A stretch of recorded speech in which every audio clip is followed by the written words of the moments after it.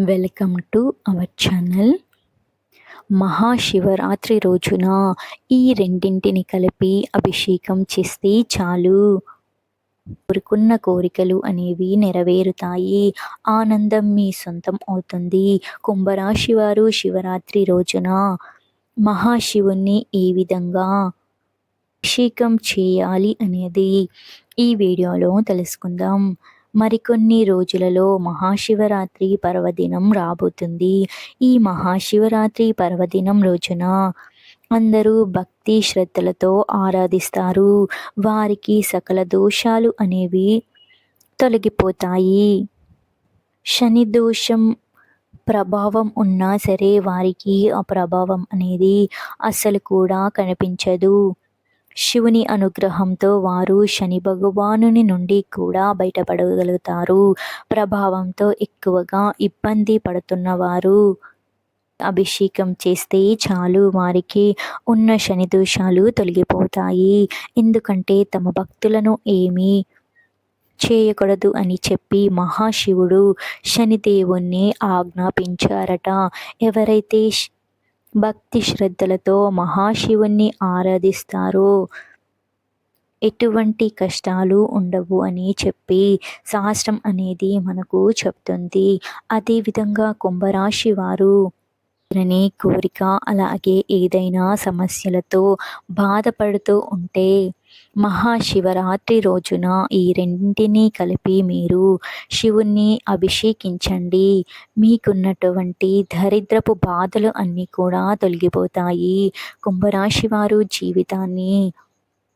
జీవితం ప్రారంభంలో ఎదురయ్యే అధ్యాయానికి కృంగిపోకుండా ధైర్యంతో లక్ష్య సాధన కోసం కృషి చేసే ముందుకు సాగుతారు. తమ ఆలోచన బయటకి చెబుతారు. ఇతరులకు తొందరగా చిత్తులు చేయటంలో నేర్పులను కలిగి ఉంటారు.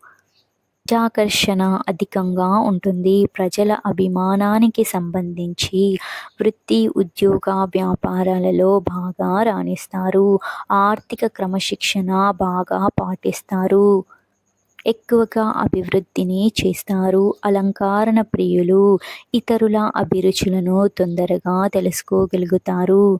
వీరి జీవితంలో అనేక సుఖాలను వీరు అనుభవిస్తారు. తరతరాలకు ఆదర్శంగా నిలుస్తూ ఉంటారు. అందువలన బంధువర్గంలో విభేదాలు దీర్ఘకాలము కొనసాగుతూ ఉంటాయి. ఈ విషయంలో రాజు లేకుండా శ్రమిస్తారు. వ్యక్తిగత సామెతని ఎప్పటికప్పుడు అభివృద్ధి చేస్తూనే ఉంటారు. ఒక స్థాయికి పడుతుంది. ఆత్మీయులతో విభేదాలు అనేవి వీరికి ఎదురవుతాయి. జీవితంలో నిండు బాధలు కలిగిస్తాయి. అదేవిధంగా న్యాయపరమైన విషయాలలో జీవితంలో వహించాలి. ఆత్మీయుల సన్నిహితులతో వచ్చిన ఇబ్బందులకు గురి చేస్తాయి. విలాసవంతమైన జీవితాన్ని చూస్తారు. మీరు కనుక శివరాత్రి రోజున ఈ కనుక చాలు, మీరు పడుతున్న అన్ని బాధలు కూడా తొలగిపోతాయి. అదేవిధంగా కుంభరాశి వారు శివరాత్రి రోజున శివుణ్ణి ఆరాధించి ఉపవాసం చేయటం వలన వీరికి ఉన్న కష్టాలు అన్నీ తొలగిపోయి వీరి జీవితంలో ఉన్నంత స్థితికి అయితే చేరుకుంటారు.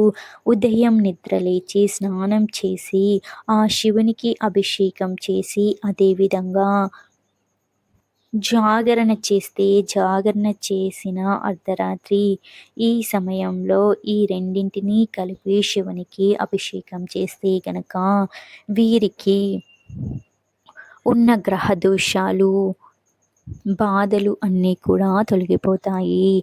చాలామంది కూడా సంతానం లేక బాధపడుతూ ఉంటారు. అలాగే వివాహం ఆలస్యం అవుతుందని ఇలా అనేక రకాలుగా జీవితంలో ఉన్న సమస్యలు అయితే ఎదురవుతూ ఉంటాయి. అలాంటి సమస్యల నుండి బయటపడాలి అంటే తప్పకుండా ఈ పరిహారం చేయాలి. కుంభరాశి వారు ఈ ప్రత్యేకమైన అభిషేకం చేయటం వలన విదేశీయానం ఇలా మీ సమస్యలన్నింటికీ కూడా చెక్ పెట్టవచ్చు. అదేవిధంగా మహాశివరాత్రి అర్ధరాత్రి పూట అర్ధరాత్రి సమయంలో శివునికి జాగారం చేసి శివుణ్ణి చాలామంది కూడా పూజిస్తూ ఉంటారు. కానీ ఆరోగ్యం సహకరించని వారు జాగరణ చేయకపోవటమే మంచిది. రాశివారు నీళ్ళలో పచ్చకర్పూరం, మారేడు దళాలు ఈ రెండింటిని కూడా నీళ్ళలో వేసి శివునికి మీరే స్వయంగా అభిషేకం చేయండి. ఒకవేళ మంత్రాలు రాకపోయినా సరే ఓం నమః శివాయ, ఓం నమః శివాయ అంటూ జపిస్తూ శివునికి గనక అభిషేకం చేస్తే మీకు ఉన్న అన్ని రకాల సమస్యలు తొలగిపోతాయి. జీవితంలో ప్రతి విషయం కూడా చాలా చక్కగా విజయాలను సాధిస్తారు. అదేవిధంగా మీకున్న కష్టాలు తొలగిపోయేటటువంటి అవకాశం ఉంటుంది. అన్నీ కూడా తొలగిపోతాయి. ఉన్నంత స్థితికి వెళ్తారు.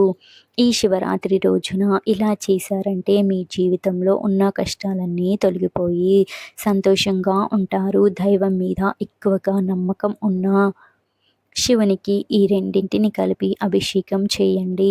పచ్చకర్పూరం అంటే సువాసన భరితం అయినది, మనకు ఉన్న దోషాలను తొలగిస్తుంది. మారేడు చెట్టు అంటే మారేడు ఆకులు శివునికి ఎంతో ప్రీతికరమైనదిగా నీళ్లు పోసినా కానీ శివుడు అనుగ్రహిస్తాడు అని మీరు ఇలా పూజ చేస్తే గనక శివుడు ఖచ్చితంగా మీకు మంచి శుభ ఫలితాలను అయితే తీసుకువస్తారు. ఇక ఈ వీడియో మీకు నచ్చినట్లయితే లైక్ చేయండి.